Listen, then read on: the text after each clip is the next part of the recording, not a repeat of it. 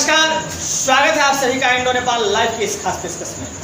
ये है हमारे विधायक जी। इसके तहत हम बात करने जा रहे हैं आज ओम प्रकाश सिंह, जो आरएसवीपी के पिपरा 17 विधानसभा के प्रत्याशी बनाए गए हैं।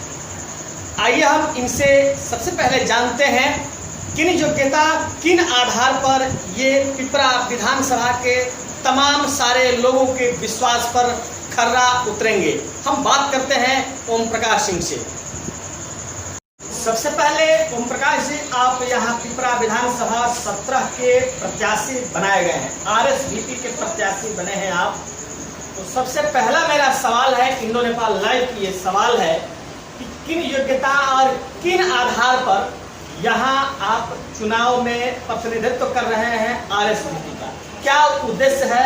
आप इन तमाम सारे अपने उद्देश्यों के, अपने मन में जो इच्छाएं हैं, जो आधार है, वो यहाँ के तमाम सारे लोगों को बताएं।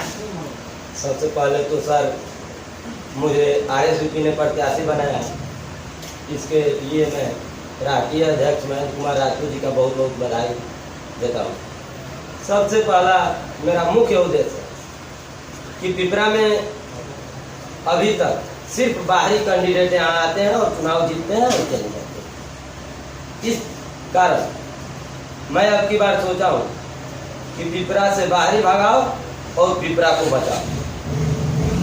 गरीबों का साथ, तभी होगा पिपरा का विकास। इसी उद्देश्य से मैं आया हूँ चुनाव में। सबसे पहले आपने जो बताया कि गरीबी भगाओ पिपरा बचाओ, दूसरे बाहरी भगाओ और पिपरा बचाओ का आप नारा दे रहे हैं, बहुत अच्छा नारा है। सबसे पहले आपकी जो पार्टी है, जिस पार्टी का प्रतिनिधित्व कर रहे हैं पिपरा से आप, तो उसके विचारधारा के बारे में यहाँ के लोगों को अवगत कराएं कि आपकी पार्टी की मुख्य विचारधारा क्या है, ताकि आम से खास लोग कैसे आपके साथ हों, ये लोगों को लगना भी चाहिए और दिखना भी चाहिए। सबसे पहले तो सर, हमारे पार्टी का सबसे पहला कारण ये है कि हमारे पार्टी में सारे जाति का समर्थन है, सारे जाति का समर्थन है। और उसी उद्देश्य से हमारे समाज का लोग खुद हमें जानते हैं। हमको शायद विधानसभा में नेता नहीं, अपना बेटा मानकर लोग जानते हैं। और शायद 26 साल उम्र हुआ और विधानसभा के एक एक घर में लोग जानते हैं। तो यही कारण है कि मैं सबसे पहले अपना चेहरा भी फेस करूंगा पिपरा में, क्योंकि मेरे चेहरा पर भी यहाँ तमाम मेरे भाई गार्जियन, फुआ, दादी सभी लोग जानते हैं। उस चलते हम चुनाव में जाएंगे। अगर आपको एक नेतृत्व मिलती है यहाँ का, तो आप यहाँ क्या कुछ खास करने की प्लानिंग की है? सबसे पहले, अगर जनता ने हम पर भरोसा जताया, तो आपके न्यूज़ से मैं कहना चाहता हूँ कि यहाँ से दबंगइयों का राज हटेगा, पुलिस प्रशासन का गुंडागर्दी हटेगा। जो बिना जांच पड़ताल कर, आज नीतीश बाबू कहते हैं कि दारू बंद हो गया। आपने दारू क्या बंद किया है? होम डिलीवरी चालू किया है। सबसे पहला मैं बता देना चाहता हूं प्रशासन को कि आप बिना जांच किए हुए किसी पर मुकदमा नहीं कर सकते हैं। कोई दारू पीता भी नहीं है, अगर दारू कहीं बिक रहा है, वहाँ दूसरा कोई पी रहा है और उसको उठाकर भेज दिया जाता है। धनिक लोग दारू पीते हैं, गरीब को उठाकर जेल भेजा जाता है। अगर जीतते हैं हम, जनता ने हम पर भरोसा जताया, तो एक नंबर चीज है कि गरीबों का साथ और सबका विकास, गरीबों का मदद करूंगा, हर घर को स्कूल भेजने का काम करूंगा, पिपरा को ब्लॉक बनाने का काम करूंगा। और यहाँ पर अभी भी हमारे पिपरा में चिकित्सा का कमी है, ये काम मैं पूरा करूंगा। और रोड का आपको मैं बता दूं कि केंद्र और राज्य सरकार कहती है कि भाई रोड पूरा बन गया, लेकिन जाइए अति पिछड़ा के गांव में, जहां कमजोर वर्ग के लोग रहते हैं, वहां का रोड आज भी नहीं बना है। सर, सबसे पहले अगर जनता ने मुझ पर भरोसा किया, तो सबसे पहला मेरा यही कदम होगा और इसी कदम के साथ मैं चुनाव की तैयारी। यहाँ विकास का जो आपका मुद्दा है, वही महिला सशक्तिकरण पर और कृषि पर आपका क्या फोकस है? सर, बाढ़ आया बिहार में, नीतीश कुमार जी कहते हैं कि बाढ़ का सारे लोगों को 6-6 हज़ार रुपया मिल गया, लेकिन उनका आप पता कीजिए गांव देहात में जाकर किस गरीब को 6,000 रुपया आपको मिला है। कृषि का सबसे कम और सबसे दब काम बिहार में कृषि विभाग कर रहा है।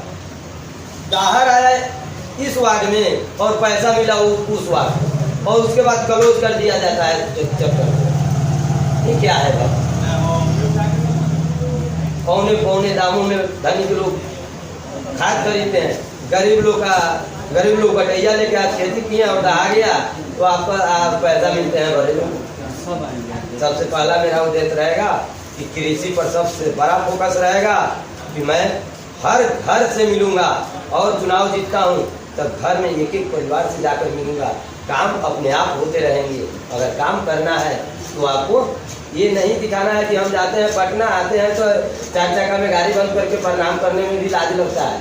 तो मैं रह गया महिला का बात। सर, महिला का सम्मान करना भी जानता हूँ इस कारण कि मैं भी किसी माँ का बेटा हूँ, और जिस माँ ने मुझे पैदा किया है उस माँ को कितना कष्ट और कितना दर्द हुआ होगा, ये चीज़ भूल जाते हैं नेता लोग।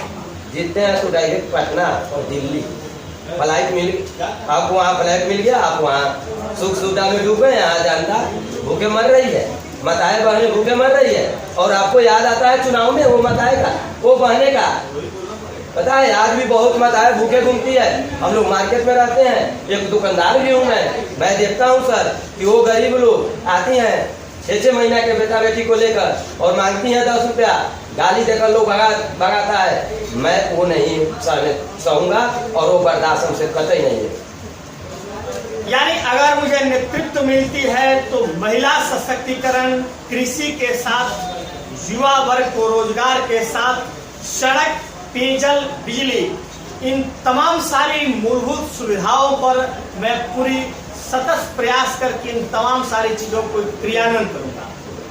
वही अब चलते हैं, हम बात करते हैं यहाँ के कुछ लोगों से जो कैसे ओम प्रकाश जी को, कैसे ओम प्रकाश सिंह को कितनी गंभीरता से ले रहे हैं। आइए हम चलते हैं लोगों के पास और जानते हैं कितनी गंभीरता से ये लोग इनको ले रहे हैं।